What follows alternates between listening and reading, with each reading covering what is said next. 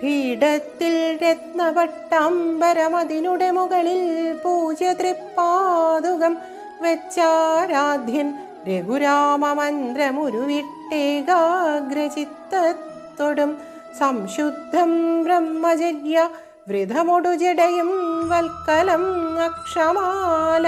കൈകൊണ്ടും ധർമ്മരക്ഷാനിപുണിത ഭരതൻ ഈശ്വരൻ സംഗമേശൻ.